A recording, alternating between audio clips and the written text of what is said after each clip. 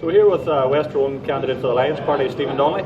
Stephen, it's early doors yet. What has been the picture for yourself so far? It's early days so far, but from what we can see from the ballots that we've been looking at, it looks like the increase in turnout across West Tyrone has also benefited the Alliance Party, as indeed it looks as though it's benefited Sinn Féin. There's been an increase in our vote. Indeed, it's quite possible that it could be the largest vote that Alliance has secured in this constituency for maybe 2 decades.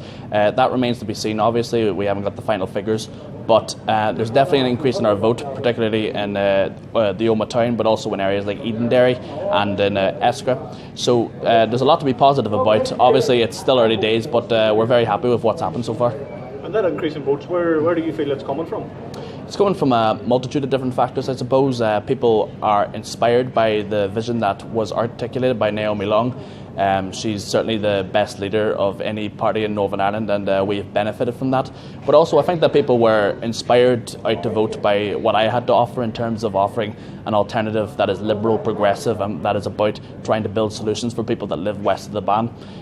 So it was a multitude of different factors, but I think that ultimately people wanted an alternative that was different from the 4 main parties that you have in this constituency. A big increase in turnout this year. Again, the driving factor there, what do you think has sparked people's conscience this year? I think that the RHA crisis certainly has put politics into the forefront of people's minds, but equally I think that you also have to look at what happened after Brexit, where people realised that what you needed to do was vote for progressive, liberal-minded people who were going to fight for solutions for those of us that live in border communities. And I think that those 2 issues in particular have inspired people out to the voting booths over the last number of days. And that explains partly why we have such a high turnout in constituencies like West Tyrone and Fermanagh South Tyrone.